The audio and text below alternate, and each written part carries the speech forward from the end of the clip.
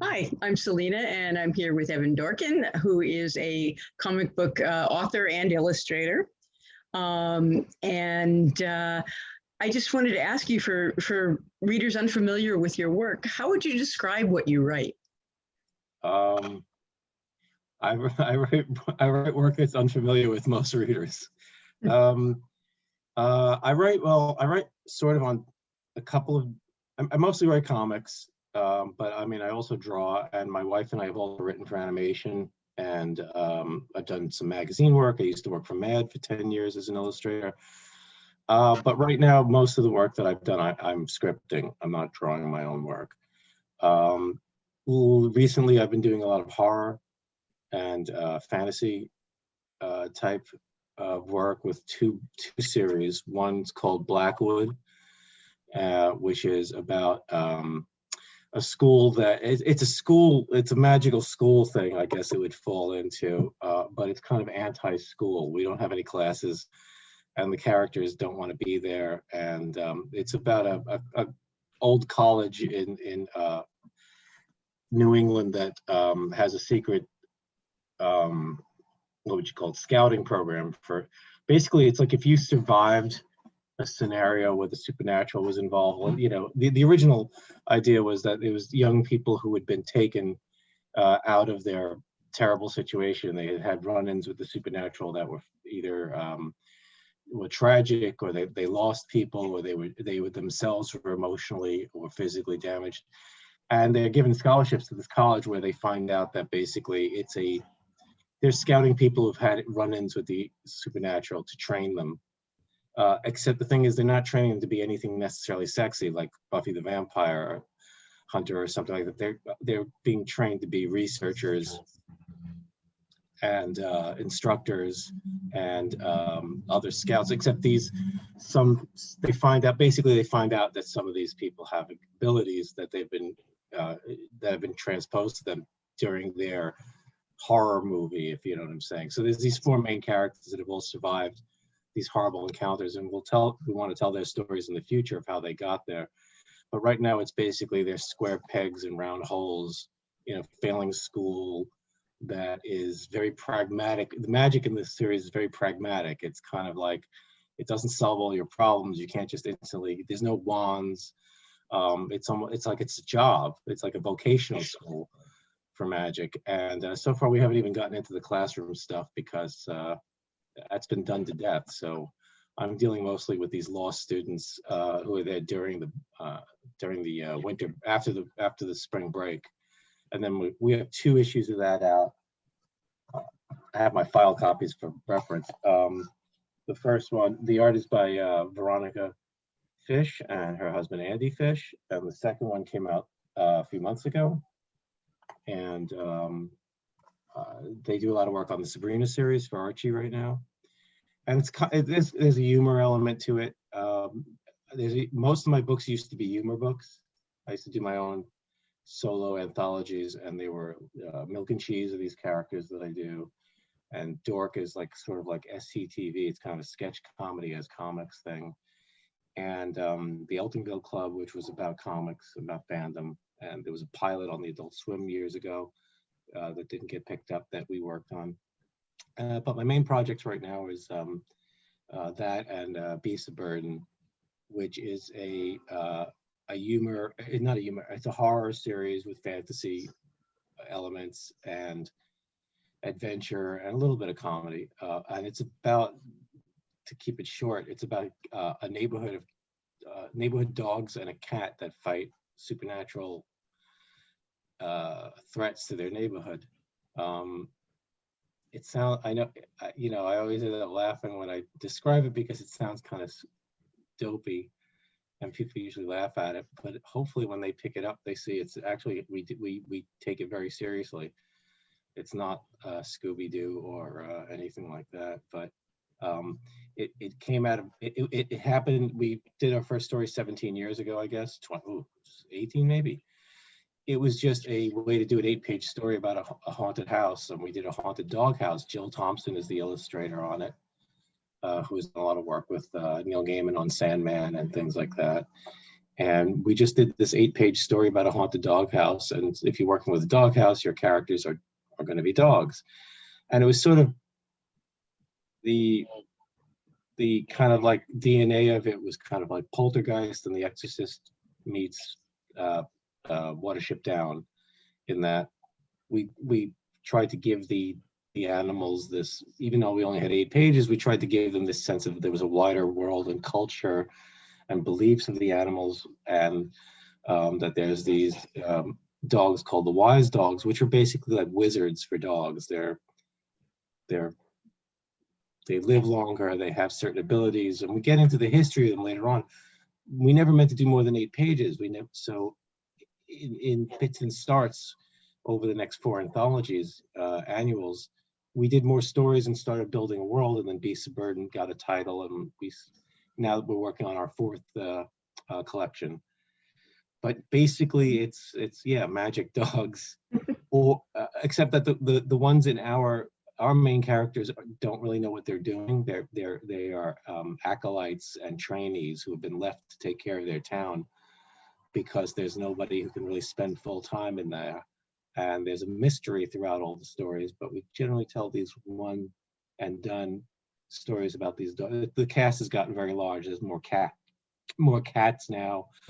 And there's a black cat familiar from a witch that was an enemy, and there's a raccoon once in a while because they needed a pair of hands, and it's and they've fought demons and ghosts and zombie dogs that were roadkill, and it's I have trouble explaining it, obviously.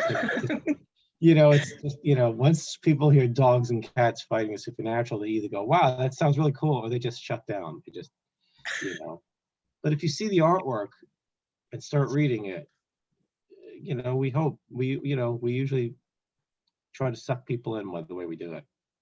It sounds really interesting to me.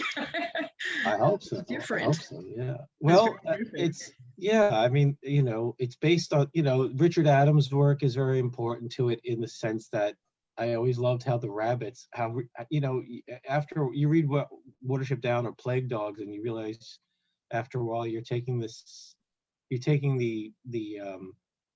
situation realistically, even though it's a bunch of talking animals, but they are written in such a way that first of all, you always have great empathy for animals, and you can play off those tropes. So the dog's loyalty is very important, their friendship between one another, and their desire to protect their people and the neighborhood is like baked into them.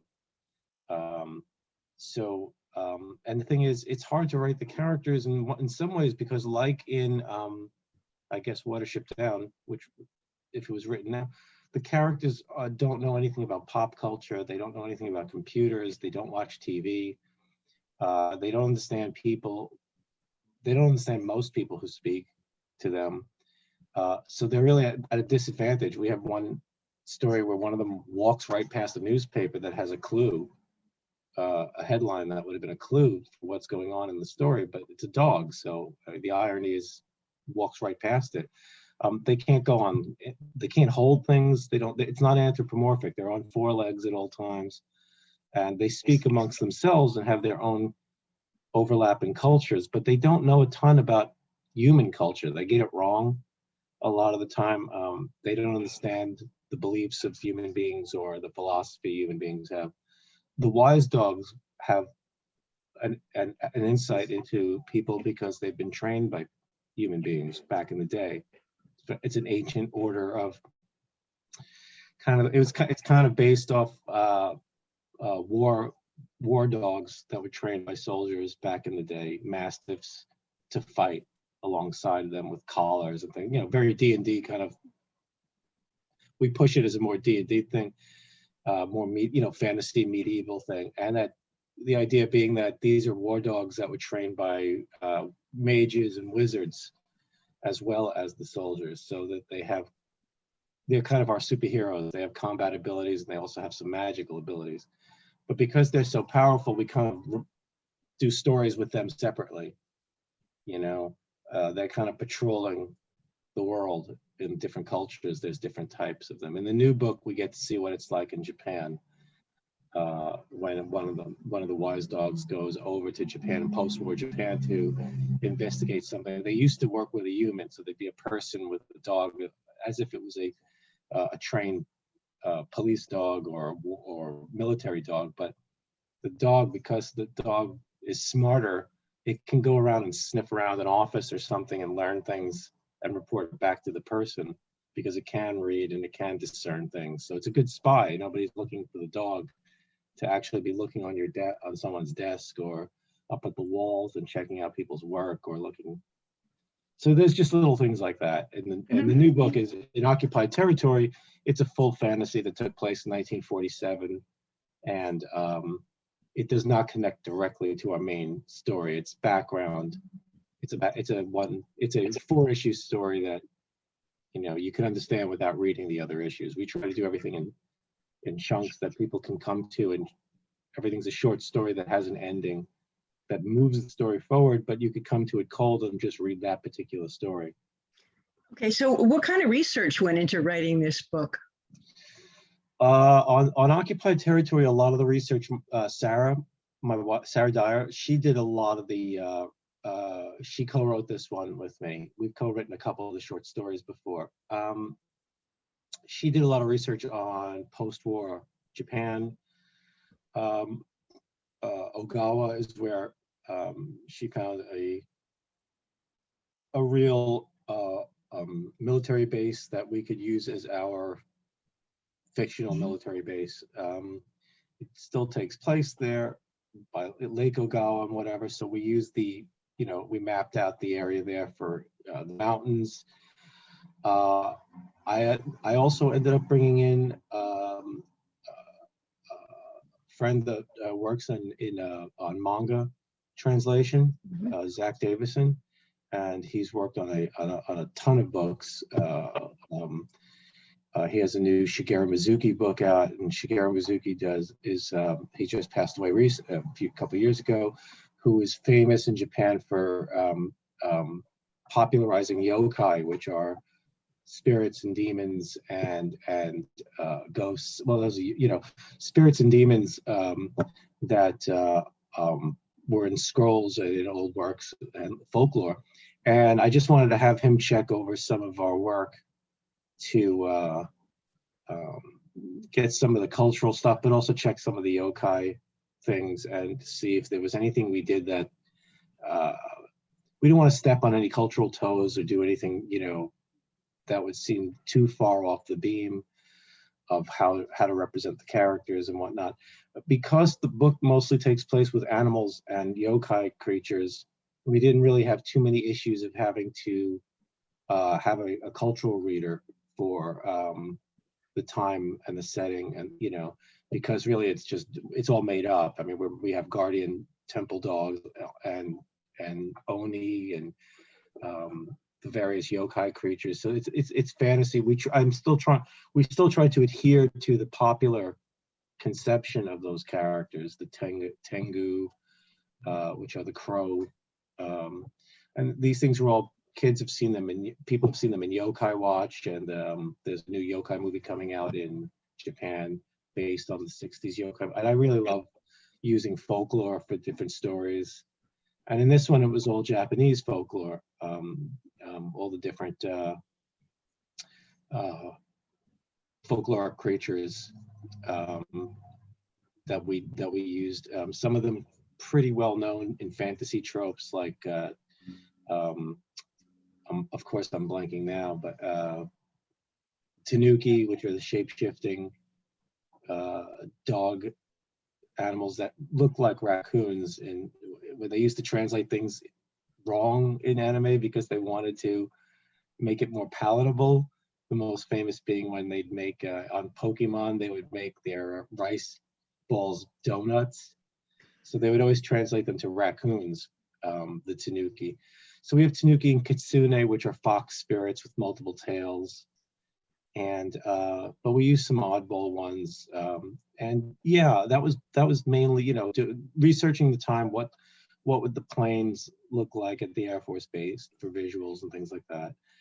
and Zach, Sarah did a lot of the time, place, location, the base, and other things. And then Zach helped us on some stuff.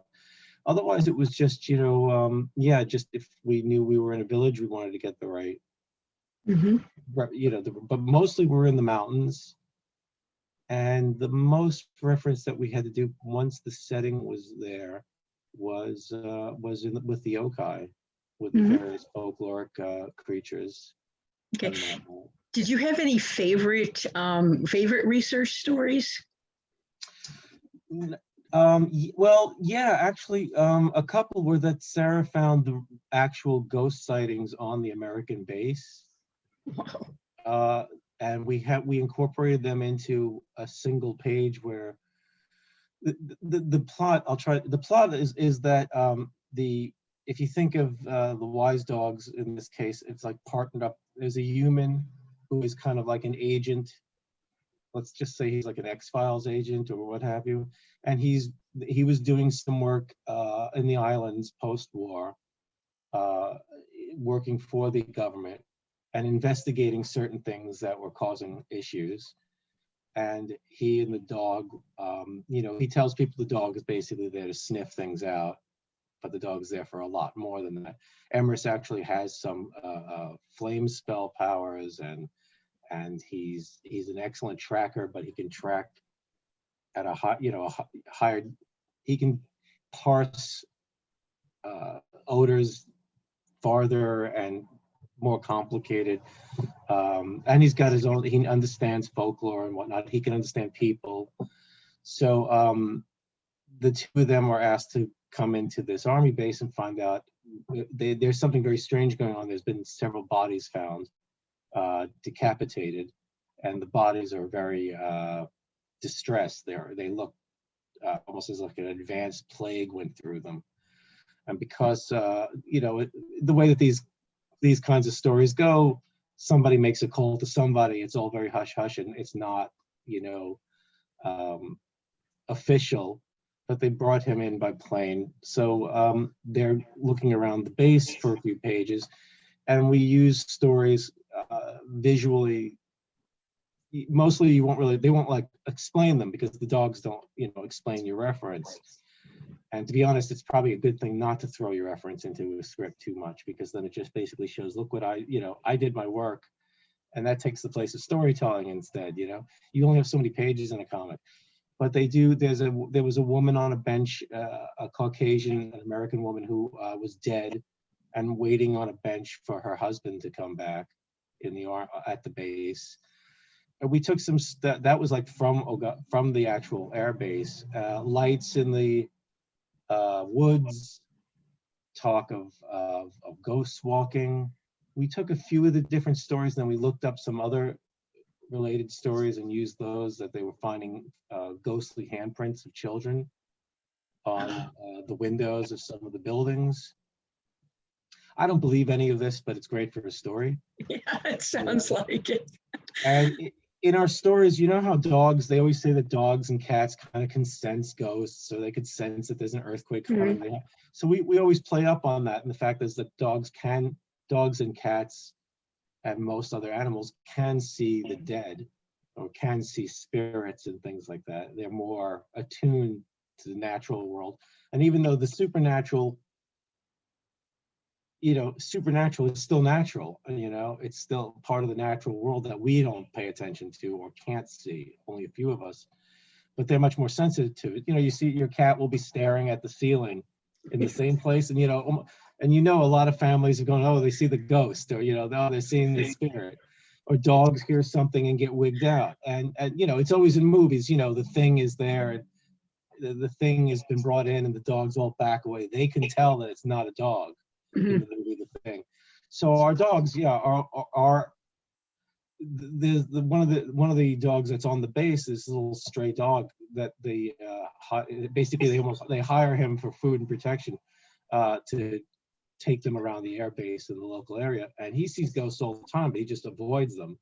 And he's freaked out by the fact that Emrys, the wise dog, goes up to them and talks to them. So it's a very blasé thing for them, but it's something that some dogs don't want to acknowledge them. Wise dogs will go right up to ghosts and ask them, have you seen this? Do you know anything about this?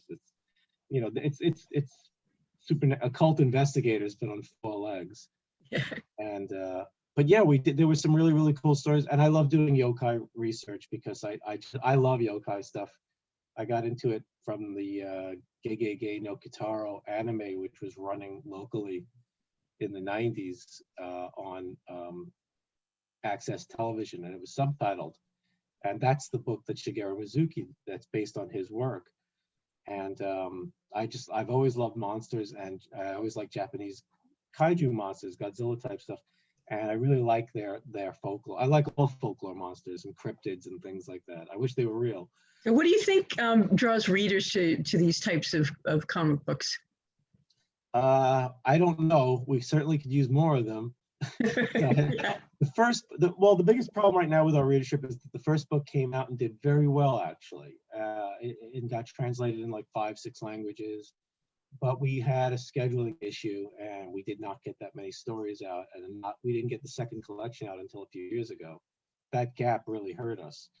We're on a better schedule now. We're about to do our 4th series, but that definitely hurt us. But I'd say, I mean, obviously it's the cats and the two cats and people who love cats and dogs, pet lovers, Yep. and people who like horror, ghosts, monsters, demons, zombies.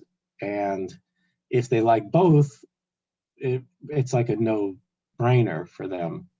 The biggest problem we have, though, is that, and I get this, is that we do have, again, like, I haven't reread the work in a long time, but as a kid, I was really I definitely did a lot of crying when I read Watership Down and the Plague Dogs. These animals, most of them are very, very good, animals, and bad things happen to them. The stories are not childish. They're very attractive. It's a war. It's a cult. A warren has to move, deal with all this. Has to deal with all this. There's an evil warren, General Woundwort, and it's actually, it's fantasy and it's cute animals, but they fight and they sometimes die, and there's a lot of sadness, and there's their belief in the afterlife is discussed and things like that. And the Plague Dogs is just a very depressing story about 2 dogs that have escaped from a test lab, and they're both sick. They might have plague, and they're being chased down by hunters. And it's grueling. The movie is incredibly depressing too. And I try not, we weren't, like, again, we didn't set out to make a series of this, so we had no game plan. But as the first 4 stories were laid out for us, first topic, because it was the subject of the books. So we came up with stories aimed at that. The first was called The Dark Horse Book of Hauntings. The following year we had Witchcraft. So we did a story about black cats and witches. The third was the Book of the Dead. So we did a story about zombie dogs. And the fourth was monsters. And we did a werewolf story, which ended up being very sad because the werewolf was actually a very likable young man who didn't realize he was a werewolf. And he could talk to the dogs. They found him hiding in a doghouse and they loved him. They kind of adopted him. And the story gets very sad at the end. And the sadness, I guess, some of the stories are happy and some of them are adventures, and a couple of them have been tough on readers from what they tell us. And we've had people who stopped reading the book or could not finish some of the books because of the sad stories or the imagery, because we've had, the animals can get hurt, and there's a couple of stories that are very, very sad, have some very, very sad imagery. So we let people know about that. And there are some people who cannot read anything that shows an animal being hurt. And I understand that, but it is a horror book, and I have run into some issues where it's just like, how much do we show? How much do we infer? And it's not like Dawn of the Dead in here, but there's yeah, the dogs don't really have a lot of powers, the main characters in the main series. The Wise Dogs stories are more like romps. These characters have powers and go up against more powerful entities and human cultists and, you know, who are doing bad things and trying to raise monsters. So things get kind of, it's more like a fight. It's more like a superhero book almost. The animals are very capable. In Burden Hill, the animals really are kind of, they get scared. They run away sometimes. They're learning, but as they're learning, they make mistakes. And some of the animals in the neighborhood would wish that they would just stop doing this. And so we try to explore all this stuff in kind of a real, in quotes, realistic way, even though we're talking about a bunch of animals who act like animals. Yep. You know? Yep. Okay. What is there one character that you really loved, or one character that you really hated that the most when you were writing? I don't hate any of the characters, even some of the villains I don't hate. The character that I hated the most is there is a story about there's a teenager in the Burden Hill is the name of the town in Beasts of Burden, where the main stories take place. There is a story about missing puppies, and they find out that there is a teenager in the neighborhood who is kidnapping animals and abusing them, doing bad. You know, he's that horrible kid you sometimes read about, who's doing terrible things to the animals. I hated him. It was hard not to. He definitely gets the most angry letters, but we dealt with him. And I love writing all the animals. I mean, I honestly I've got favorites, but there's because the different breeds and the different looks and the different ways they act. I love the orphan, who's a cat who's never had a home, and the dogs have taken him in begrudgingly, and he's become a part of the team. In the new book, there's a dog named Mullins, who was abandoned by. He was brought over. He was a Navy mascot dog. Sometimes soldiers would bring dogs on board and hide them. But when they got overseas, when they got to Japan or wherever, they would let the dog go a lot of times. And Mullins is on the outskirts of the army base, and he's not getting fed, and all the dogs are hungry because there's not a lot of food around at the time. So he's getting bullied by all the neighborhood dogs, and he doesn't have a name. Nobody named him. So he meets Emrys, the wise dog, who's a sheepdog, and Emrys basically hires him on as a local guide. And he's my favorite character to write in this one because he's naive, but he's very optimistic. He's brave, but then he gets very, you know, he's kind of got this like American war movie character spirit of the 40s. You know, he's very gung-ho, but he has absolutely nothing to back that up. But he becomes extremely loyal to Emrys, and the fact that he calls him his assistant, he takes that very, very seriously. So he's basically like this jumpy, he's a sense of humor in the story, but he's also our least powerful and least knowledgeable, and he's our way into the characters in a way. He asks the questions, he tries to figure out what's going on. I didn't want to make him argumentative or too jokey, but I think he's really, really sweet character. He's the heart of the story in some ways. But we also introduced some Shiba dogs, Japanese Shibas. I mean, in some ways, the whole story started as a way to have a story where we could use Shiba Inus, which means Shiba dogs. And because our editor, Daniel Shaban, has a Shiba, and he would send us pictures of it, and we would ask him to mail us the dog because we wanted his dog. Because it's beautiful. This dog named Zell, and we had an idea. It gave me an idea he said put a Shiba in the book, and we couldn't add more characters to the Burden Hill cast. The cast has gotten very large. There's like 15 main characters. So we came up with a story that took place in the past in Japan, where Shibas would obviously be. This ended up turning into a 4-issue series. So we were happy to finally be able to do that for our editor and for ourselves. And yeah, sometimes it was just a joke that turned into a serious story. and then all the yokai stuff and all the army based stuff and all the local stuff and the legends came in. It just got bigger and bigger. But yeah, I mean, I like writing Emerus, but he's a pretty quiet, serious dog, so he's not Okay. as much fun. It's more fun when he's dealing with a dog that's like yapping and he has to shut it up. He's always putting his paw over his mouth and things like that. Okay. So what else can we expect from you in the near future?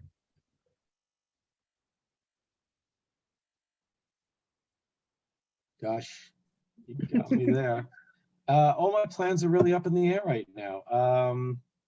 I really wish I had a good answer for that. We have the 4-issue. Well, we have collections. The last year has been, as for everybody, it's been very difficult and stressful. And Occupied Territory was supposed to come out last year, and it was written mostly in 2019. And Benjamin Dewey, our artist, had most of the work done. So it's been really weird. It's like I'm trying to remember certain things about the stories.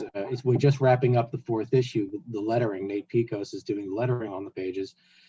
But that comes out for 4 months and gets collected later this year. The Marvel Snapshots, where Kurt Busiek had a bunch of writers do one-shot stories.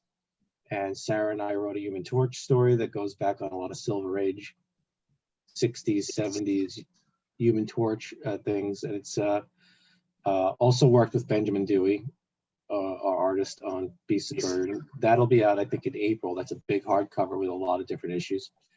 The Bill and Ted Are Doomed comics got collected and just came out. They should be hitting bookstores in like 2 weeks, 3 weeks. That's a sequel to the new movie that just came out, and it's a prequel to Bill and Ted Face the Music, and it's a sequel to Bill and Ted's Bogus Journey, which I 30 years ago, adapted from Marvel Comics back in the day and did a 12-issue comics run. And I did that with Roger Langridge, the new one. He drew it, I wrote it. And I got to meet with the co-writer and co-creator of Bill and Ted, Ed Solomon, who was sort of mentor. He okayed our pitch and had some advice for stuff. So it was really interesting to return to those characters almost 30 years later. And supposedly it's official canon in between, but whether it is or not, it explains some things that they don't show in the new movie that they didn't have room for. And other than that, I'm mostly doing, because it's 2021, I'm doing a lot of my comics for myself right now, for my Patreon, and for my backers. I'm doing a lot of exclusive comics and content there, which I hope to collect down the line. But I don't have any publishing or print work for Dark Horse, my main publisher, or anybody right now. I'm basically taking a step back away from that because during the pandemic, my everybody's sales took a hit. Things slowed down. My second volume of Blackwood that we did got held up and kind of got hurt sales wise. And I'm balancing out and looking at basically the pragmatic areas of publishing right now. I love print and I love comics and whatnot, but right now it's not a good time for me to be writing comics that are getting lost in the post-pandemic deluge of everything coming out. And I don't know when I'm coming, but right now I'm basically doing art commissions of my characters and stuff, and for private commissions. I'm doing covers for some comics here and there, and we've got some of the Superman animated comics that Sarah and I wrote years ago for DC are coming out in collections. There's a Supergirl Adventures book coming out called Girl of Steel, and there's a Superman Adventures book. I forget what the name of it is. It's got a Lex Luthor cover. Those will be coming out during the year. And I think the Dark Horse Book of Horror is coming. So we're going to have like 7 books or something crazy, like 6 books, but no new work after Occupied Territory. I'm assuming Beast of Burden is what I'd like to be my life's project right now. I would love to do nothing but write that. But Jill Thompson is no longer, for the time being, is not interested in doing the interior art. Ben Dewey has been working with us, but he's got other commitments. And while publishing is basically, at least in our situation, ground to a kind of halt and has been stunted sales-wise, it just, for honestly just household pragmatic reasons right now, I have to make some money. And I'm sure most writers, comics, prose, whatnot, know what it's like. And, you know, I don't have a day job. So I'm committing myself more to artwork right now, which has been able to support us in the short run, selling original pages, doing sketches, and signing people up to my Patreon. And I've been selling T-shirts with my designs on TeePublic, you know, doing anything that can bring in a little bit of revenue while royalties right now are hurting, you know. So it's tough, and it's tough to write these comics because it's tough to write anything, I find, but the comics about animals that can't hold things or have conversations on the internet to find out where they should go next it can get really hard when you have to waste pages because you can't open a door. I mean, I literally we didn't know how to get a door open. Right. They have no, you know, so they had to get a raccoon to help them with the knob because it was crazy. So while I enjoy them, they're when you write something like a Human Torch or a Fantastic Four comic or Superman, everybody knows who that is in your readership. And now, as these superhero characters have become more and more well known in pop culture through the movies and TV shows, you know, Superman shows up, he has his own baggage with him. It's basically, hi, I'm Superman. You know I'm Superman. You don't need an introduction. You don't need a lot of me telling you where I came from and what I can do. And when you have new characters, you have to constantly establish with readers as you're trying to hook them what they can and can't do. Right. So with dogs, and they don't wear costumes, and they don't have weapons, and they don't have devices or books that they read out of. So it's been tough. But yeah, right now I'm on a couple of months break. I'm hoping that we can get a new Beast of Burden series, a series of one-shots about all the various characters. I'm hoping maybe we can have that for next year. Oh, good luck with that. Yeah, my next question, of course, is it might be hard to answer this one right now, but it's what is your favorite part of being a writer and an illustrator and of the whole writing and publishing process? It's kind of hard to answer that right now. Well, my favorite thing about writing is having written, and my favorite thing about drawing is having drawn. The process, I have anxiety issues. I have a lot of self-doubt. It's stuff I'm working on my whole life, and I'm working on especially now in therapy and things like that. And I'm getting better at letting go of things, but I find it very hard to let go of the process, let go of the page, whether I'm writing it or drawing it. Well,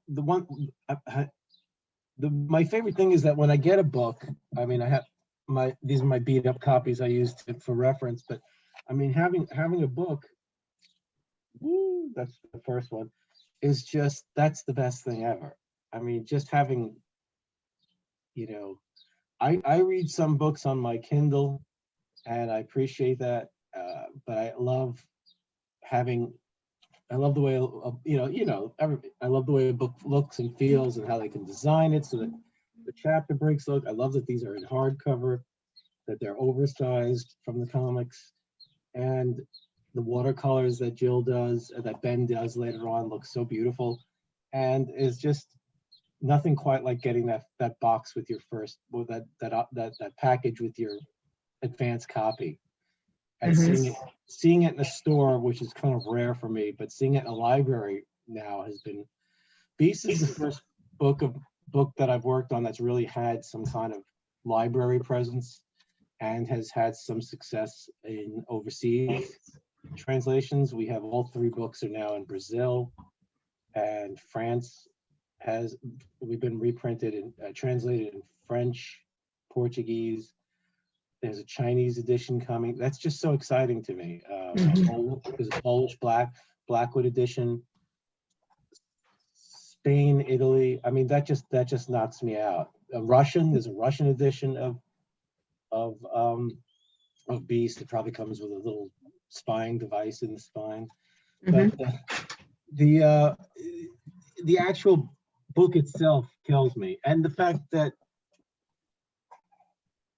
knowing people are reading your story, that it's in the form that people can finally relate to your story, and finding out, getting mail from someone or email from someone that says that they cried over a story, or that they really were excited by a story, or that they love this character.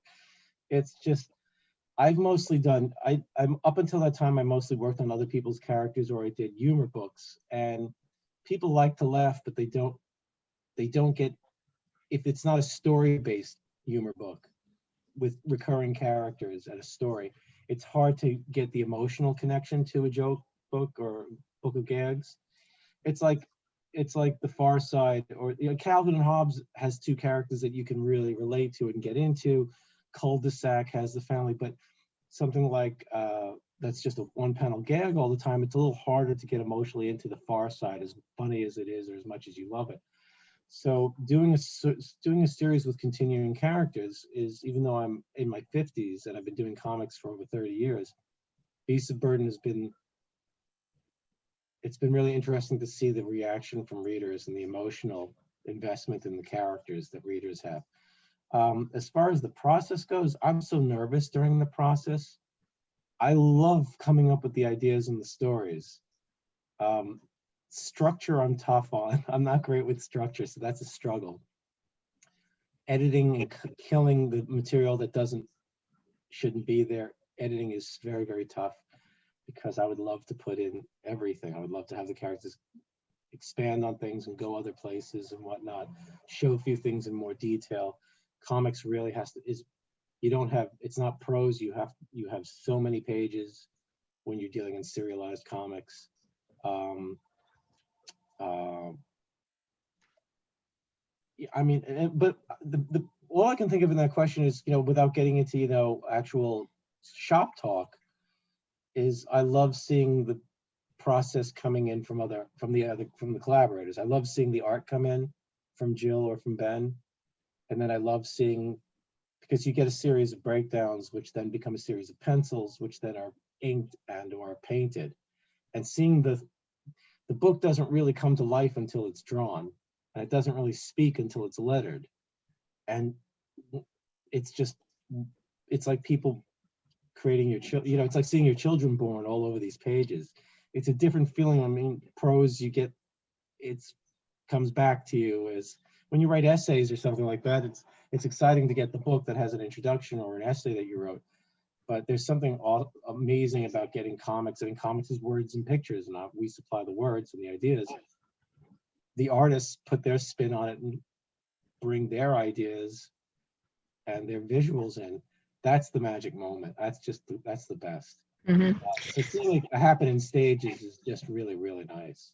So what do you think has been your greatest lesson in your journey so far? I don't think I've learned any lessons. That's why I think that that's why I'm in so much trouble in my life all the time. What lessons? Well, I guess it's not necessarily a writing lesson per se, but it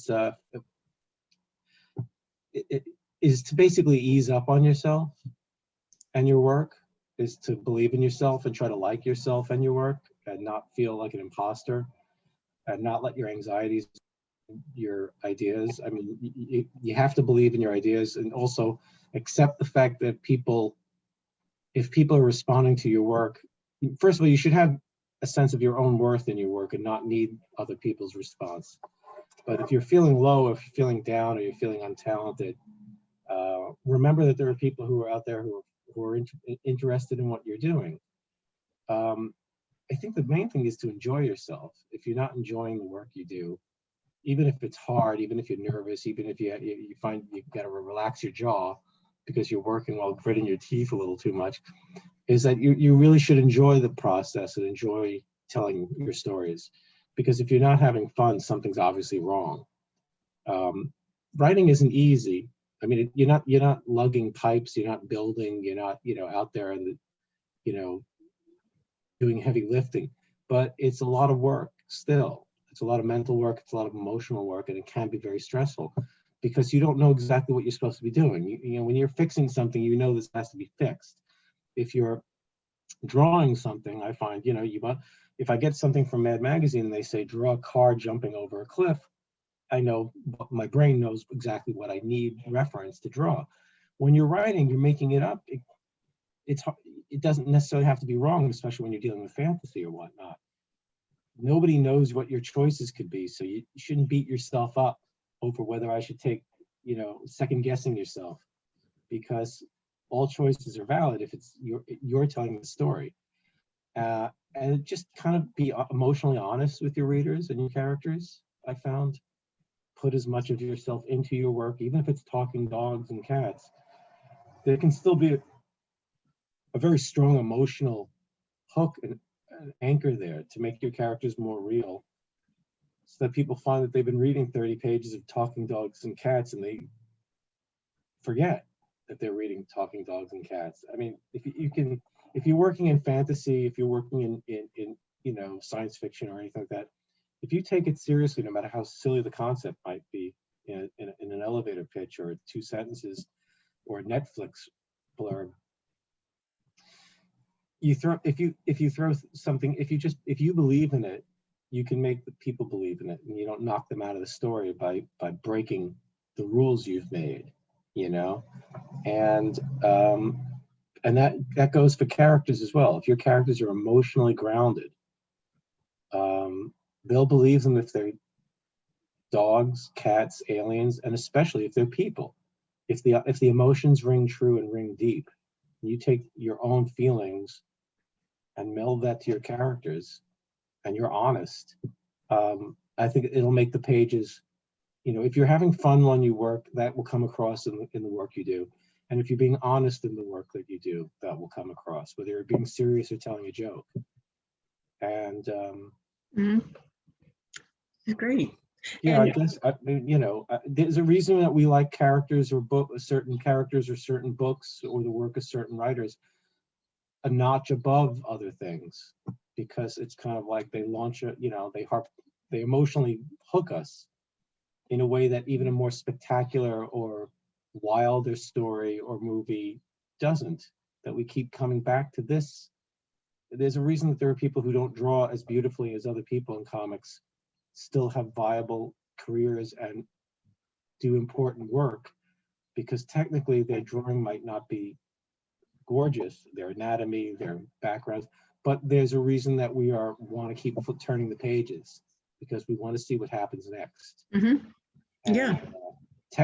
Technically the most beautiful, it's like a band, sometimes I appreciate classical music and I can really appreciate a beautiful jazz performance, but for me, being great at the instrument is not necessarily the main thing. It's what comes across. So I enjoy punk and rap bands, garage bands, even if they can't necessarily play their instruments beautifully, because of the power of it, the honesty, or just the energy. And I don't draw or write as good. I'm not the best artist, the best writer, but when I do comics, I combine them. I've been able to do this for over 30 years. And skin my teeth, but not doing the stuff that makes a lot more money in comics. And I just try. Emotional honesty is the phrase that I've tended to use when I talk to people asking me about writing in comics. And I just think that if you play fair with your characters, play fair with yourself, it'll come across to your readers. Trust your readers, trust yourself. That's great. So that's really good advice to share. I hope so. I wish I'd follow it. Yeah. Are there any groups, clubs, or organizations that you'd recommend to other writers that might have helped you in your career? Oh gosh, I wish. I'm not good at joining those kinds of things, because I kind of wish that I was in more, that I had, especially now with the pandemic and most cartoonists and writers who do this full time are used to being in their house. I don't mind not leaving the house. I have all my books and my toys and crap here, and I'm okay with that as long as I get food. But I don't have any kind of, I'm not really part of any community outside of social media.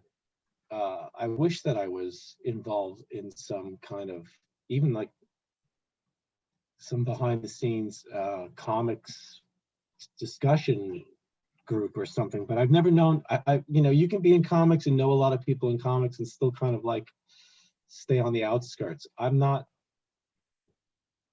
I don't know how to put this there.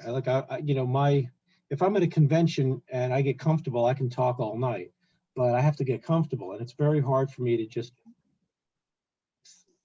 I don't have any groups or anything like that. I'm self-taught as an artist, for good and for mostly bad. And as a writer, I did take some classes at NYU for screenwriting, and I've read some books and things like that, but I'm not a technically proficient, you know, kind of person. I would never say, oh, I'm going to teach anybody to write or teach it. Everything I do really is kind of emotion based. It's hard or intuitive. It's just, you know, if you show me a script, I can tell you why I think things aren't working, or I can tell you why I did some of the things I did, but I can't sit down and tell you, here's how to do a 3-act thing, and I don't know the tips and the tricks. Here's how to draw a foot broken down into 3.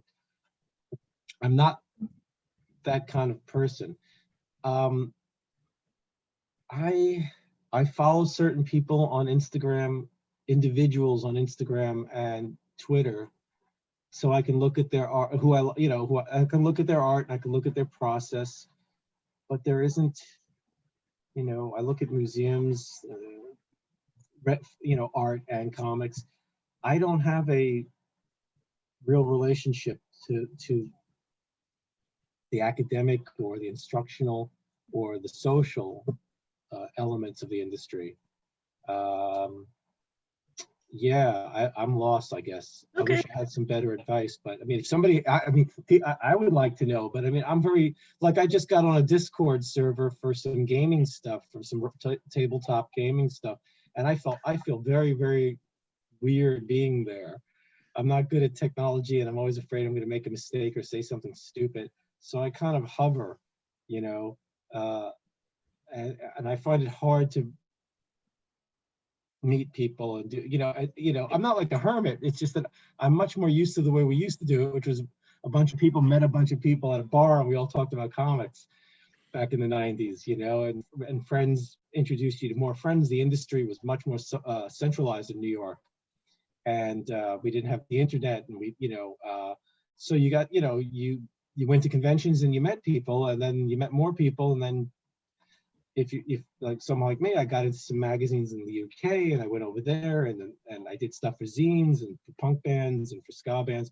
And I was meeting people through a lot of different places, different interests, in person. So now I don't know what the heck, I don't know what the hell I'm doing, you know. I'm just lucky that I have a foothold and that I'm able to do more comics and stuff. So That's good. If you know of anything, let me know. Not for comics. Sorry. Yeah, I know. I understand. I mean, I look at, you know, I follow some people who are in like the I forget the name, the Science Fiction Writers Association. Yeah. So I mean, but I mean, I it's all from afar. I read. I try to stay on top of things that are going on in certain circles of people who write video games, who write role-playing games, tabletop and comics and screenwriting, kind of get a general interest, but it mostly seems to be, you know, things that are not going on well and things that need to be addressed, and diversity and pay equity and healthcare and stuff like that. But right now it feels like comics, if you don't know certain people, you are on the outsides of the conversation. Plus, I'm not in my 20s hungry, raring to go, meeting people, connecting. When, you know, that seems to be, you know, in your 20s, it seems to be when you're really connecting with people while you're trying to break in and whatnot. And one bad thing about being entrenched, even if you're getting your work out, is you tend to be really working on your stories in your comics, and doing your paperwork and then writing people back, and you stay pretty busy. Right. You get on Twitter. You get on Twitter to see what your friends and peers are doing, and they're being yelled at or yelling at somebody, or something horrible has just happened in the country. And Yeah, it's hard to actually, that's so, true. yeah, I follow some writers and I follow some writing things and I see what they're saying, and Okay, that's good. I'm a That's fine. fan. Yeah. Okay, one question I have for you though is what does your writing space look like? And Hell. It looks like hell. and is there anything that you absolutely need to have with you, or like for drinking or eating, or what do you need to have around you? And do you need to have music or silence? Yeah. What do you? Well, that's my drawing table over there, and my library of reference and stuff that makes me happy to have around. And I have a lot of dumb toys and pop culture stuff, and a lot of comics and a lot of books and reference books for dogs, cats, creatures, a lot of folklore books, UK, Icelandic, Japanese, books on cryptids, books on ghosts, things like that, and a lot of fiction, Cthulhu mythos stuff, and weird tales, and M.R. James, and things like that that I like, that I read to get in the mood. When I write, I always usually have music or something on the computer. I usually listen to a local radio station, WFMU. .org, which is out of New Jersey, but now streams worldwide. It's a non-commercial, independent radio station. I think it's the best new station in the world. But their shows are they play anything, and they have other different streams. Anything from punk rock to soundtrack music to there's an hour-long show of music of mind control, which is all music of cults and outsider religious groups, most of whom people have been arrested. But it explores, it's a really interesting station. They'll have spoken word shows, gospel music,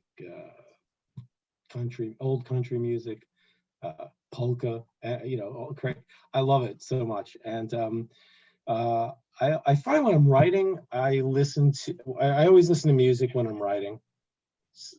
If I'm sometimes to match the mood, I'll play some old classical music or soundtrack music if I'm writing horror. If I'm drawing, I'll listen to old radio shows and podcasts and things, but I can't do that when I write. I don't really, I always have to have a drink. I have my vice is soda. I drink a lot of soda. When I'm being smarter, I have some water, but I don't really have snacks or anything like that when I'm working.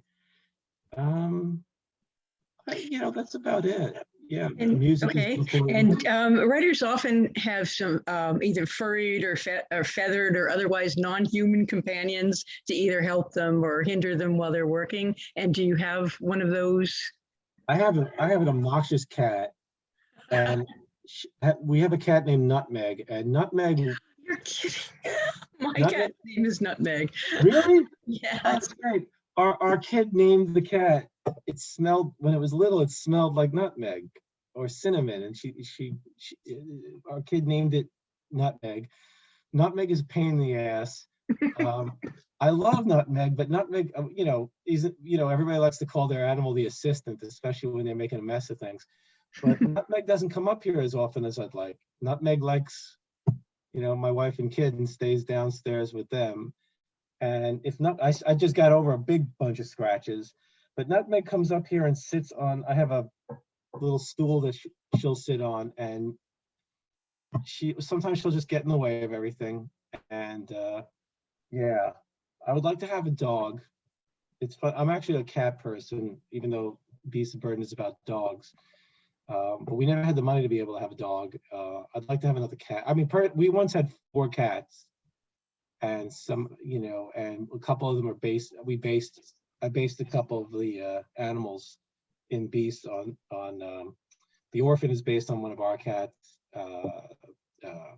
Holstein, which is another cat in the book, is based on the artist Jill's cat. So yeah, I would like to have more, but right now all we have is Nutmeg, who's a jerk and not nice enough to me, not affectionate. I'd like to write with a cat in my lap, or by my side, She won't even like get up on the computer and start she won't even do that. So yeah, occasionally I have a cat at my side. And I feel a lot better when the cat's here, because then I don't feel like I'm alone 90% of my life. Yeah, my Nutmeg actually sits on my computer sometimes. Right, I don't have a set, but she can do that. If I've cleaned up, my office is usually pretty messy because of all the drawing stuff being everywhere and the books being everywhere. Sometimes she'll sit up here, and that's pretty cool. But mainly what she does, she comes in and she leaves after like 5 minutes, and I close the door, then wants to come in again. And that's the biggest interaction we have. And then I eventually just want to kick her out. So yeah, exciting. Okay. Okay. What is one thing that most people don't realize about you? That I exist. I'm sorry, that you exist? Yeah. There's another person making comic books. You're making books. Yeah. Okay. That I'm. I don't know. Do people really care much? I mean, I know, people get into authors to the point where if specific authors will have books written about them for decades, and we want to parse everything about that person, where they got this from, where they were. I mean, I just backed the project of M.R. James' letters on a site, and in general, cartoonists have very uninteresting lives. At least cartoonists from the 70s on. We don't, which I'm very happy about. We don't have war stories, by and large. We don't have depression stories. Well, we have depression stories, but we don't have the Great Depression stories. We don't have, we don't have, you read interviews with older cartoonists and the insane jobs that they had before they finally became cartoonists or whatnot. Very interesting lives, because life was in some ways tougher.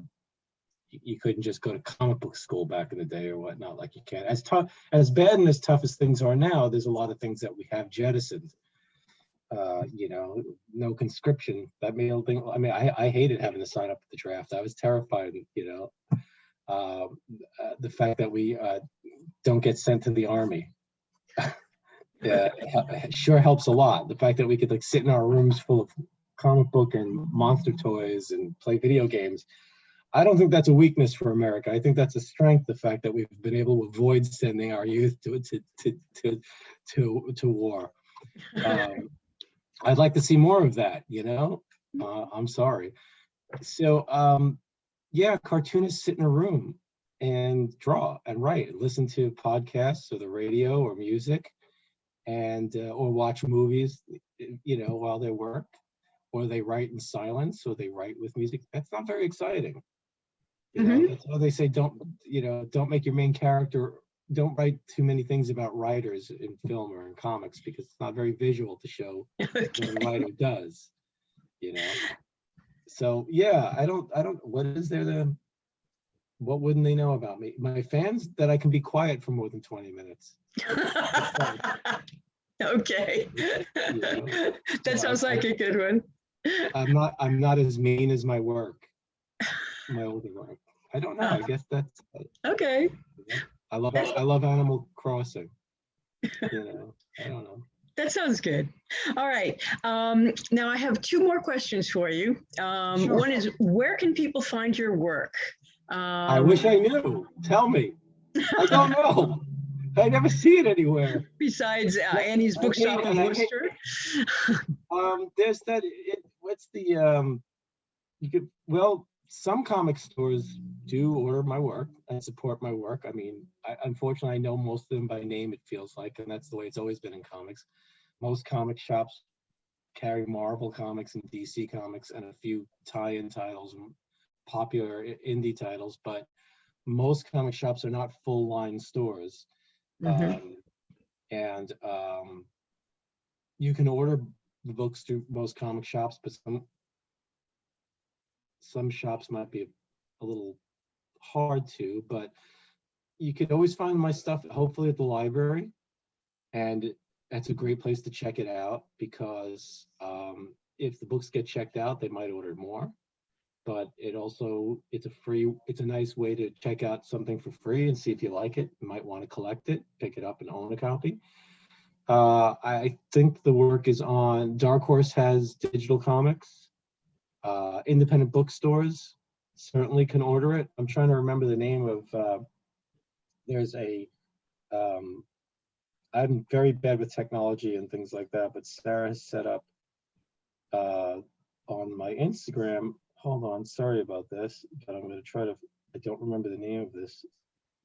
There's a link to independent bookstores, all books in print at Bookshop. If you check the Bookshop app, which raises money for local bookstores when you buy things from them. If you buy a book from Bookshop, they will donate books. They will donate money to bookstores. So we try to use that. Bookshop.org is a place that you can check out. We try to recommend that rather than Amazon. You know, I mean, Amazon is a two-edged sword. It does sell books for us, but it is at what cost? It's very hard. The problem we have in comics, even more than bookshops, is that some bookshops will, there are bookshops that are certainly curated, but if they know people want a certain book, they will stock it, even if they don't love it themselves. When I worked in comic shops, we stocked books that we didn't care for ourselves necessarily, because we were in business to sell books and comics that went beyond our own tastes. Because you're there for the customers as well, and you're there for the general medium.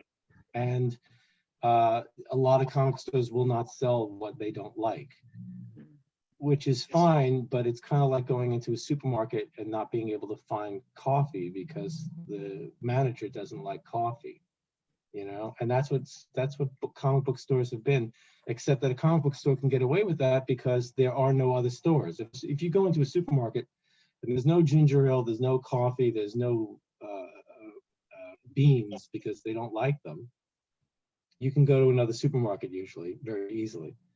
There's very few comic shops. Also, as the book market has really kind of taken over sales of comics, I mean, comics are a dying format right now, the format, not the medium. The books are the important thing. The monthly comics are still kind of choking out, and have been for a long time now, to try to keep that monthly fix, that weekly serialized format going, which is what shops have been based on. The switch over to books has really helped. It's helped us get our work outside of comic shops. As much as I love comic shops, they don't love 90% of the industry. There's a very small percentage of comic shops that are like indie bookstores, if you know what I'm saying. And that hand sell, that really, really care about the medium as well as selling things. So yeah, you can find my stuff at bookstore.com and bookshop.com. Better comic shops. I mean, you can find comic shops. There's a comic shop in store. I mean, hopefully you guys might carry a copy. And I was just going to say that that we can order any of your comics. And let me give a little plug. Annie's Bookshop of Worcester. If you send email to orders at Annie's Books Worcester, we can order anything that you want. Or you can call us at 508-796-5613, and we can order the books for you. Yeah, and everything is in print right now of mine. If you like my work, I have 10 volumes of my work is available now through Dark Horse Comics, and Marvel will be putting out the Marvel's Snapshots collection, and yeah, all my stuff's available. Okay, great. So the last question I have for you is, how can we follow your work and share your awesomeness?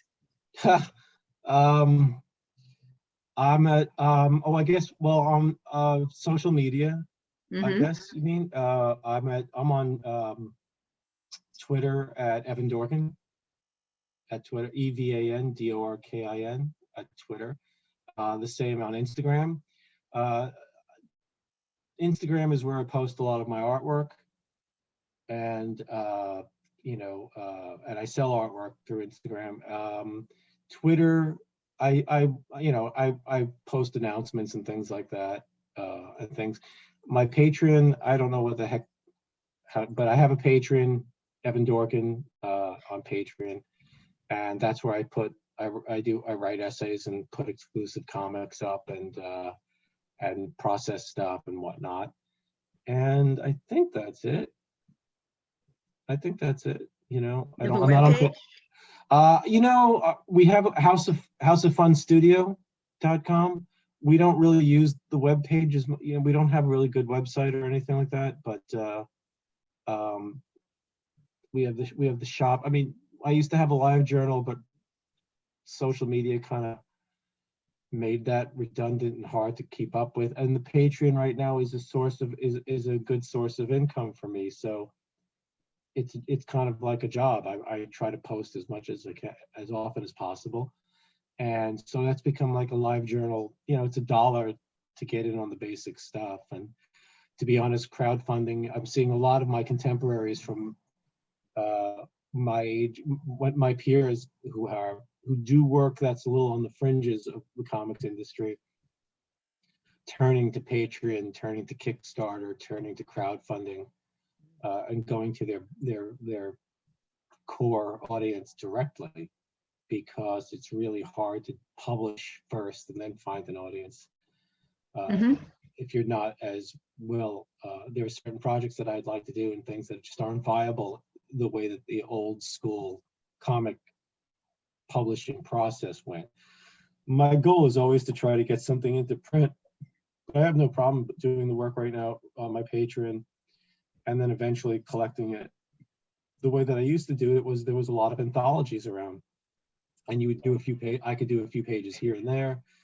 I was doing work for some magazines. I was doing a lot of work for fanzines and punk fanzines and whatnot, and Deadline magazine in the UK. And I would collect all those short comics, because I own them, into a Milk and Cheese #1 or a Dork #1. And these days, the web really is the publisher of all short format stuff. There's very few. There's anthologies, but they usually close shops that are all on a Kickstarter or something like that. So things I have been very slow to adapt. I just started the Patreon a year ago. It's been really helpful, kind of a bit of a lifesaver for me and my family, to be honest. And any kind of little revenue, because royalty streams are not that great from my work right now. And so yeah, I do T-shirt designs of my characters on TeePublic, and yeah, Okay. Everything helps. Yeah, great. Well, that's all I have. Thank you so much for joining me today. And let me know if there's anything you need me to send you or anything like that. Okay. For when you post or whatever. All right. Well, thank you very much. And hopefully you'll come to our store sometime when the pandemic is over. It would be nice, right? Yes. It would be nice to. Okay. It'd be nice to go anywhere. I really miss going to bookstores, that's for sure. Oh, I know. I can imagine. All right. Well, thanks a lot, Evan. Okay. Okay. Bye. Thank you for asking me on. Thank you.